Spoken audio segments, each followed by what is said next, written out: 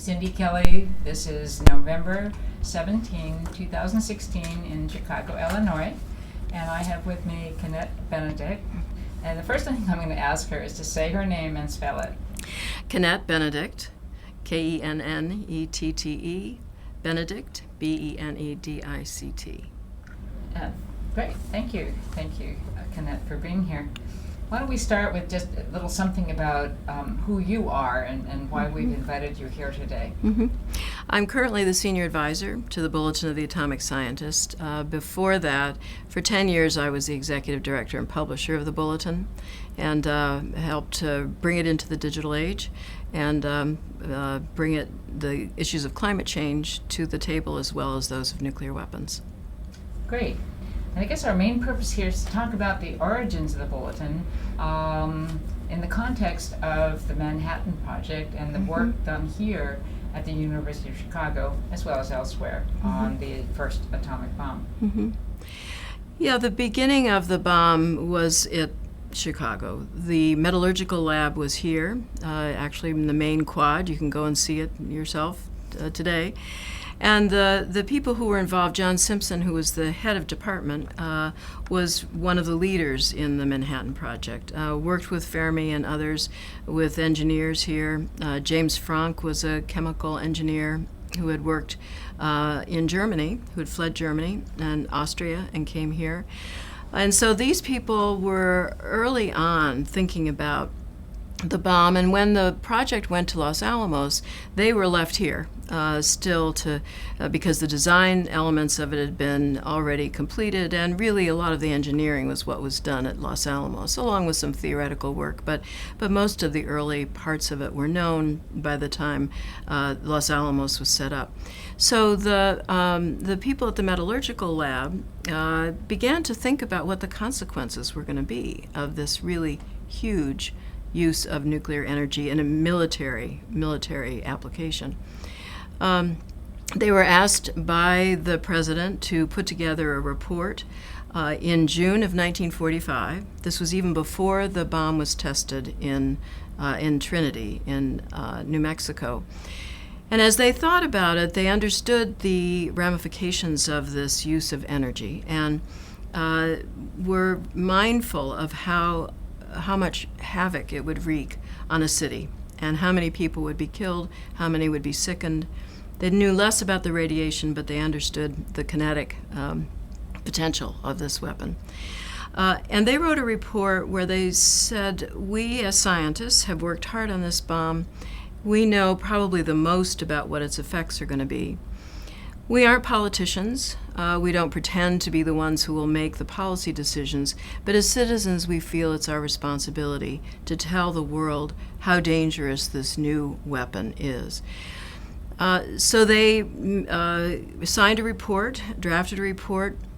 Eugene Rabinowitch, who later went on to become the founding editor of the Bulletin of the Atomic Scientist, was very heavily involved in writing it. And James Franck put his name to it, along with John Simpson and others, and that became the Franck Report. I consider the Franck Report to be the beginning of the citizen scientist movement here in the United States, because they understood that they needed to speak to not only the political powers that be, but also to citizens, that they needed to be informed as well about what was being done in their name. So the Franck Report got to the president's desk. We're not quite sure, at President Truman's desk, we're not quite sure how seriously it was taken, but it certainly was the beginning of a protest, really, against the use of this on civilians. They had, in the report, suggested that there be a test of the weapon where Japanese officials and others could come and look at it so they'd understand, even before it was dropped, what the consequences were going to be. They were not heeded, and of course we know that the bomb was dropped on Hiroshima and Nagasaki. In fact, the bomb that was tested at Trinity was the one that was dropped on Nagasaki. So after the war ended, many of the people who'd been involved in the metallurgical lab and other projects at Los Alamos came back to the University of Chicago and began to talk about what the consequences were of this bomb. And from the stories I've heard, people were hanging from what was called Swift Commons at the time, huge debates round the clock, almost a mobilization of the campus. And Robert Hutchins, who was then president of the University of Chicago, gave money for a large international conference to talk about the consequences of nuclear weapons. He gave $1,000 of his own personal money and $9,000 of the university's money for this conference, and also to begin this publication, the Bulletin of the Atomic Scientists.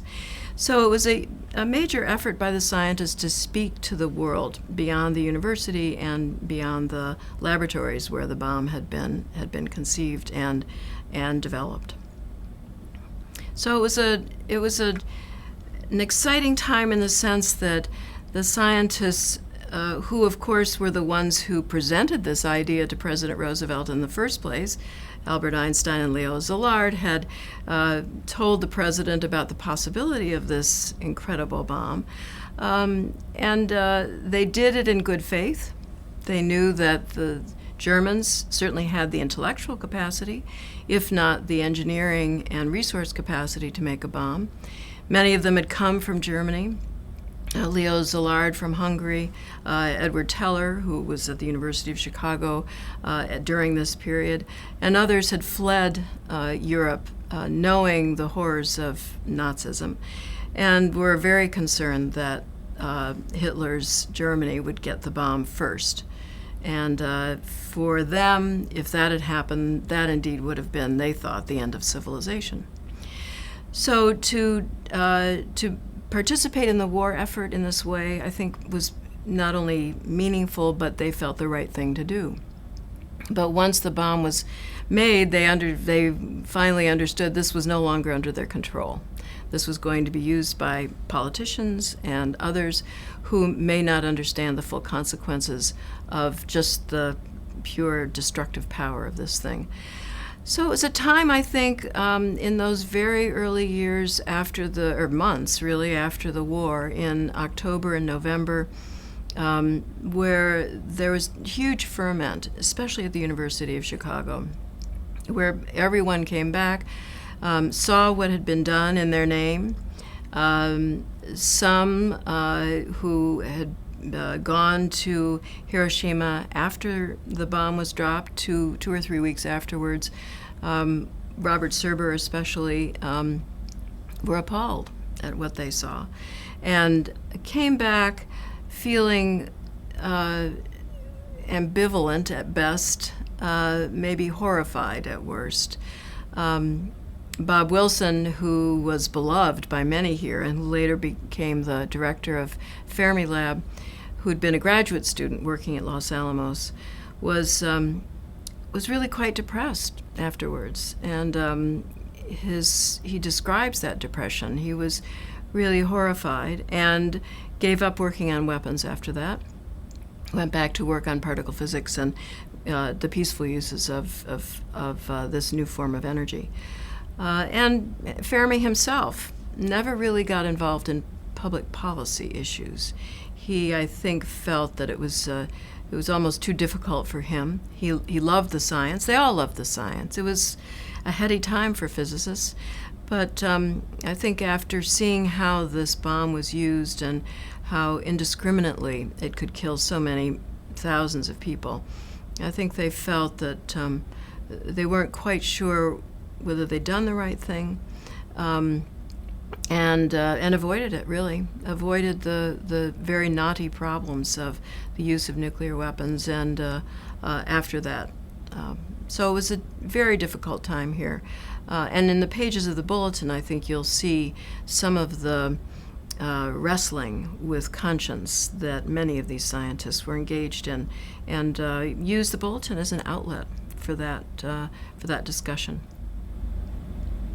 Was the conference, the international conference, held that you mentioned? Yes, it was held, and it was held here at the University of Chicago. And in addition to physicists, they also brought in economists, sociologists, to try and understand what the societal implications and consequences would be of having a nuclear weapon that was so powerful that it could destroy whole cities at a time.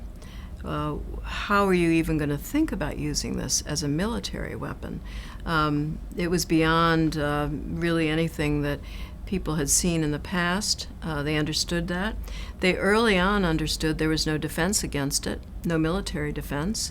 It was so large, so huge, that it was impossible to conceive of a way to defend against it. In which case, I think many of them understood this as a weapon of genocide. And that was really a horrifying thought, especially given the fact that World War II had just seen the most genocidal mass slaughter of 6 million people. And obviously they didn't want to be part of that. So the juxtaposition of those two things, I think, was especially searing for them. And I think the conference itself was an attempt to come to terms with how to use this thing, whether it could be used, and whether it made sense for them to be part of any future efforts to develop nuclear weapons. How many nations were represented in this? I think it was predominantly the United States, and I think it was. I know there were economists from Princeton, sociologists from Columbia University who came. At that time, I'm pretty sure Britain was represented, but that was about it. It was really, even though it was termed international, I think it was mostly U.S. based, and people here, experts here, trying to figure out the ramifications of this just hugely powerful weapon. So this conference had is there a report or its conclusions reflected in the bulletin, or how? There's a report of it in the Bulletin of the Atomic Scientists in the early days. I think the ramifications, were seen throughout those early pages of the bulletin, and it brought in, what it did was to bring in social scientists as well as scientists. Anthropologists, Gregory Bateson, for instance, published. There were polls taken of citizens in the United States to find out what they thought of using this weapon. I think the overwhelming majority thought that this was not a weapon that should be used again, according to the survey polls that were done. There wasn't an official report that went to the government, but there were certainly articles written based on people's presentations at the conference. So, tell us about the bulletin's board or its structure in the early days. John Simpson was the first head of the board, and he'd also been the head of the metallurgical lab, and he stayed involved with the bulletin for many years until his death in the 1990s. So he was someone who was totally committed to public understanding of the bulletin, of the nuclear weapons. Eugene Rabinowitch became, in some ways, the voice of the bulletin early on. He was a Russian emigre, had left Russia, was in England during the war, immigrated to the United States and to the University of Chicago, ended up at the University of Illinois at Urbana-Champaign. But, and of course, Russian was his first language. He was eloquent in both Russian and English, wrote exceedingly well. It was really a kind of a poet as well as a scientist, and captured, I think, the voices of the scientists in a kind of human way, going beyond the technical and scientific aspects of what this weapon could mean, to understand the international ramifications. And because he was from Russia, Soviet Union, and spoke fluent Russian, he also became part of the Pugwash movement and served as an interlocutor with Soviet counterparts to try during those early days after the end of the Cold War to seek some understanding between the Soviets and the United States about the uses of these weapons, and tried desperately at the beginning, of course, to try to see this as an international project, that this would, if it fell back to the nationalisms that had been the beginnings of World War II, that in some way we were doomed. And of course, the clock of doom was created in 1949 1947 as the as really part of the voice of the bulletin, to tell the public very quickly and in a very graphic form how close we were to the end of civilization if we continued to build up these bombs and make them part of our arsenals. So what was the first setting of the clock in 1947? The clock was set at 7 minutes to midnight. It was designed by a young artist here in Chicago, Martil. She liked to go by just her first name, Martil. She was married to one of the atomic scientists, Alexander Langsdorff, and the story is that Hyman Goldsmith, who was co-editor of the Bulletin at the time, wanted to turn this newsletter, which was just a mimeograph newsletter. It's hard to remember mimeograph broadsheets, but that's what it was. And they had the idea that if they were going to reach a broader public, that it needed to be a magazine. You know, this was the era of Life magazine and glossy photographs, and so their ambition was to turn this into a magazine that would be a popular, something that everybody would be able to read. But they didn't have much money, so they turned to their nearest neighbor, Martil, to come up with a design for the cover. And she tells the story that, of course, they didn't have any money to pay her, but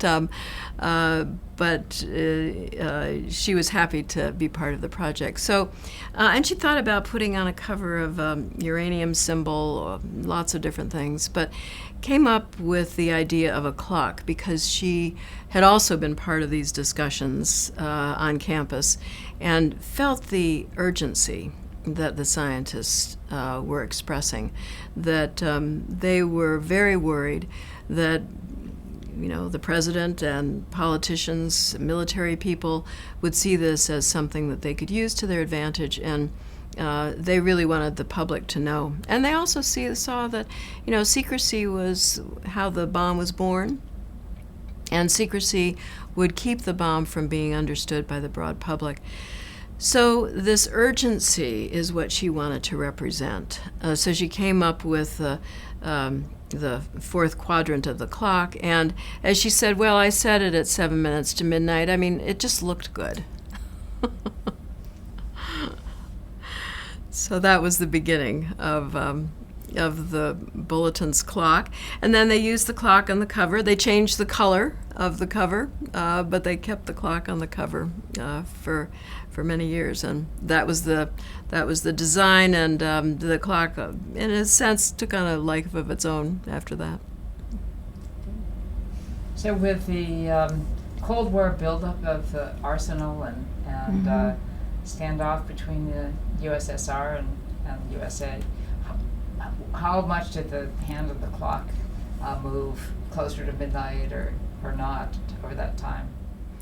The clock, at first, I don't think anybody thought they'd move the hand, and that it would just be a design. It would be permanently set at that time, because until there was international control of nuclear energy, which is what they all had really advocated for, we weren't really safe at any time. So it's lost to history who decided to move the hand of the clock. Unfortunately, we don't know. But we do know that in 1949, after the Soviet Union tested their first atomic bomb, someone thought, well, let's move the hand of the clock closer to midnight, because this is getting even worse than we first suspected. And then in 1953, it was moved again after the Soviet Union and the United States tested thermonuclear weapons, much larger weapons, within 6 months of one another. And that was really the closest to midnight in 1953. It went to 2 minutes to midnight. It was really quite a very difficult time. The Soviet Union and the United States weren't speaking to one another really, except through their weapons. So it was really a time of great fear on the part of the scientists here, and I think many people around in the country began to see that we were really headed towards, if not an active war, certainly increasing hostility with the Soviet Union, and that would, if these weapons were used in any kind of hostile acts, it certainly could be a devastating time for both of our countries. Indeed. So the closest that it's come is the 2 minutes. Mm-hmm. And what is it today? Today it's 3 minutes to midnight. Well, that's comforting. Yes. It's moved back and forth. I mean, the time when it was furthest away from midnight was at the end of the Cold War. In 1991, it was moved back to 17 minutes to midnight, and I think that was a time when we felt, oh, terrific, the Soviet Union is no longer this huge threat to the world. The United States began to reduce its nuclear weapons. An INF treaty had been signed, which that Reagan and Gorbachev had worked on to reduce nuclear weapons. George H.W. Bush, president at the time, unilaterally reduced weapons as well. So it was a time of, maybe not quite euphoria, but certainly much more optimistic feeling about the world, and that the U.S. and the Soviet Union hadn't blown the planet to smithereens in the meantime, I think was a cause for some celebration. So 17 minutes to midnight was the furthest, actually off the chart, really, out of the quadrant, the last quadrant. So it was a time of great hope, and didn't last terrifically long, but it certainly was a time to celebrate. The worst fears hadn't come true. So what precipitated this move toward midnight recently? Well, the last time we moved it to 3 minutes to midnight was a time when I think we, after the New START treaty, which helped to bring down nuclear weapons to lower levels, to about 1,500 in Russia and the United States, not much progress was being made. And this was during a presidency of someone who had talked about a world free of nuclear weapons. Barack Obama had really set an agenda, we thought, which wasn't being acted upon sufficiently. And because we also included at the time the issues of climate change and the destruction to the planet from carbon dioxide emissions, we weren't seeing much progress at all on addressing climate change. Another world-threatening technology. So scientists who were on the board at the time, climate scientists, felt that a combination of kind of stalling, if we can use that word, a stalling on nuclear weapons reductions along with a really very little international action on climate change brought the hand to 3 minutes to midnight. Mm-hmm. What's important, I think, to understand about the early days too was the not everyone immediately agreed that everyone should know about the bomb. There were, in fact, over the years, discussions about whether the bulletin should make public plans for the bomb. And in fact, Jim Cronin, who was a Nobel laureate in physics at the University of Chicago, told me about the discussions they had on the board about whether to go as far as to make the design of an atomic bomb available. And they had a chance to do that in the early 1970s. They didn't go ahead with it, but the Progressive magazine did. And I think the scientists, some of them really thought that was a mistake. So there were limits, I think, to how much they felt the public should be really involved, even though they wanted citizens to understand the consequences of what this would do. It's not entirely clear to me how much they wanted the public to know about the inner workings, and the public, and then, of course, the enemies of the United States would then have all of this knowledge. So I think that they were sensitive to the limitations of letting everybody know about the bomb. So there were controversies all along. It's not as if they all spoke with one voice. And I think it's important to remember that the scientific culture is one of skepticism, of debate. They didn't speak always with one voice. They disputed things. Edward Teller, in the early days of the Bulletin, before the Soviet Union tested in 1949, Edward Teller, who later went on to develop the thermonuclear bomb, even himself called for the international control of nuclear energy and a world government. So there was not only disagreement among the scientists, but I think there was disagreement inside each scientist. And after the Soviet test, then of course Edward Teller went on to say that no, we needed to be in a race with the Soviets at that point.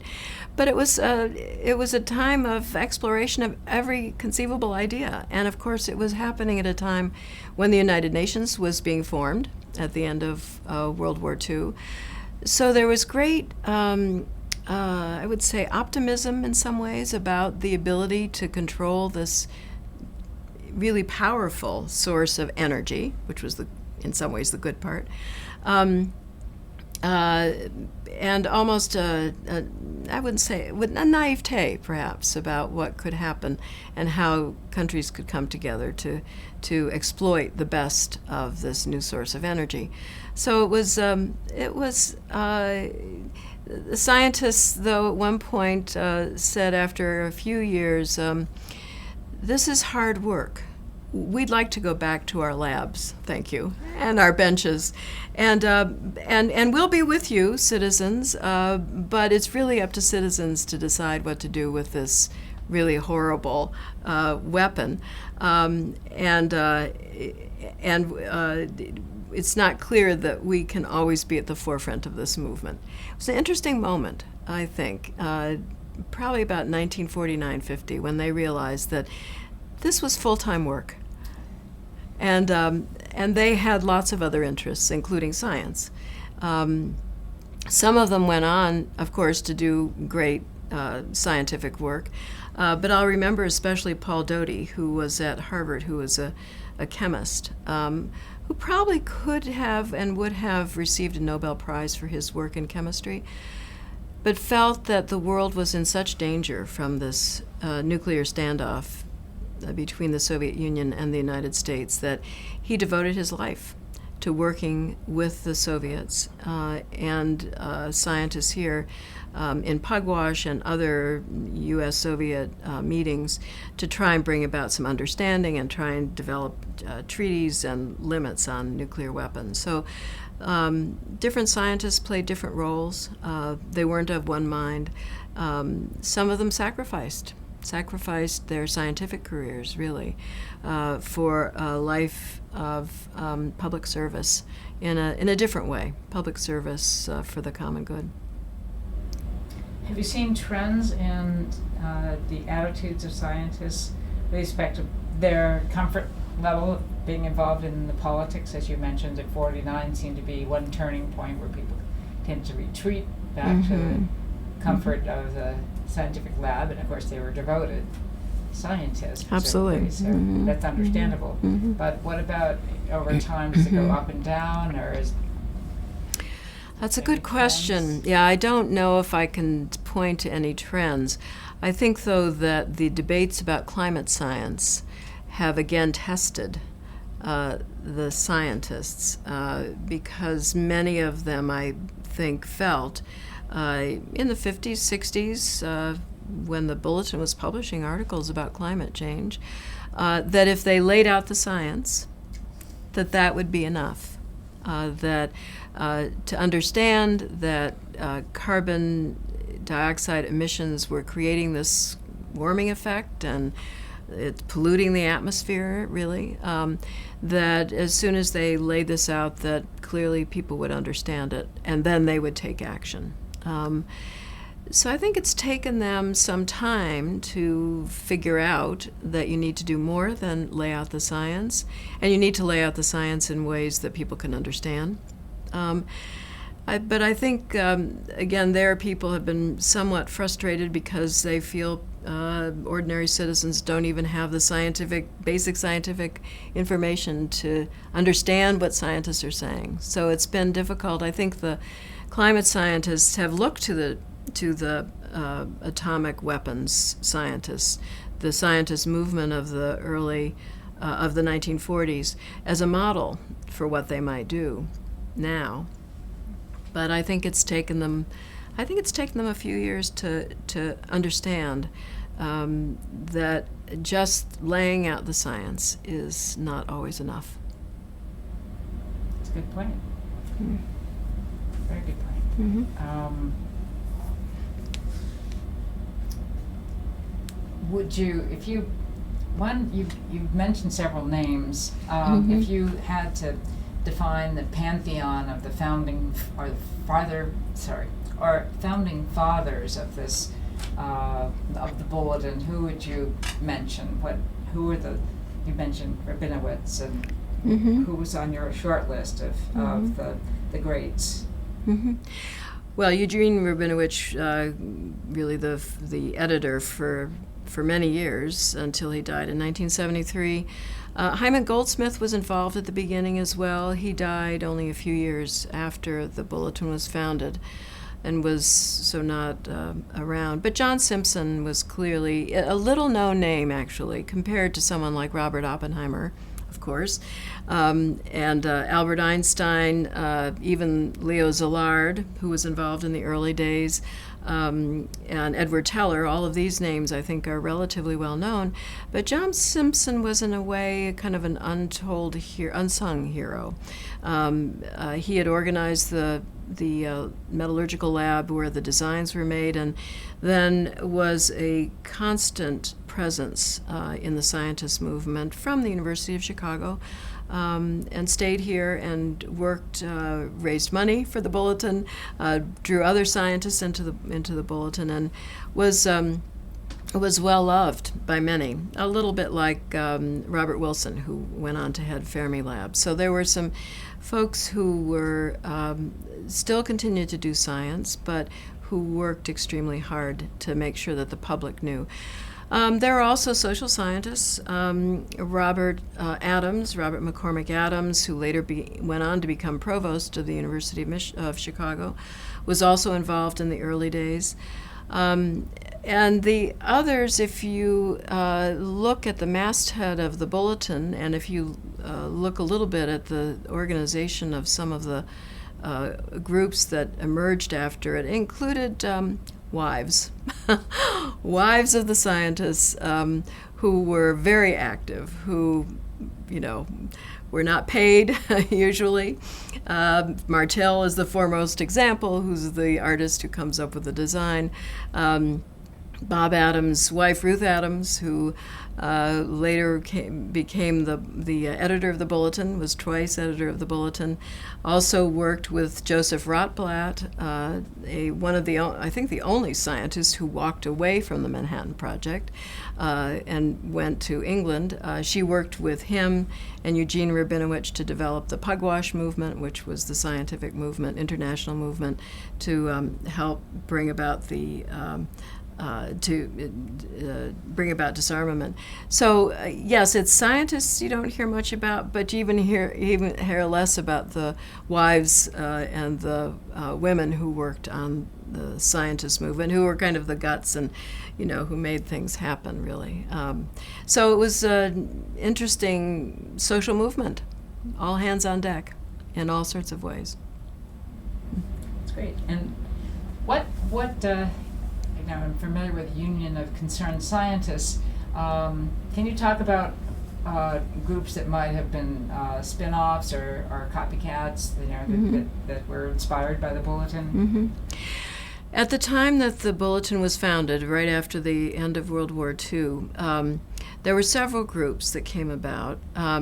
There were atomic scientists all over the United States, chapters of them in various parts of the United States, Los Alamos, the Manhattan, actually New York, Manhattan, atomic scientists. And those groups came together in what was called the Federation of American Scientists. It was the Federation of Atomic Scientists at the beginning. They changed their name to American Scientists. And they set up shop in Washington, D.C., and they were really a policy analysis group, an advocacy group in Washington that developed information that could be used by congressional members and others to understand more about nuclear weapons in the beginning. A little later than that, I think it was 1954, that Leo Szilard set up something called the Council for a Livable World. And his idea was that you only needed 51 senators to ratify a treaty, that the best hope for controlling nuclear weapons was treaties between the United States and the Soviet Union and other countries as well. So he set up essentially a lobbying arm, the Council for a Livable World. He was set up in a DuPont Circle Hotel.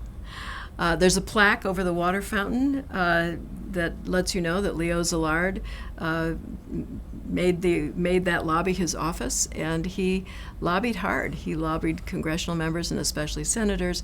And the idea of the council, which is still active today, is to support legislators, senators, get them elected. So it was really a political arm. So you had the Bulletin of the Atomic Scientists, which was thought to be kind of the idea place where people came and published their ideas and kept the conversation going and informed the public. You had the Federation of American Scientists, which produced policy papers for politicians, and then you had Council for a Livable World, which was in the business of getting people elected, and that was a very practical way. Leo Szilard was always practical, and I think he understood the politics of things better than most of the scientists.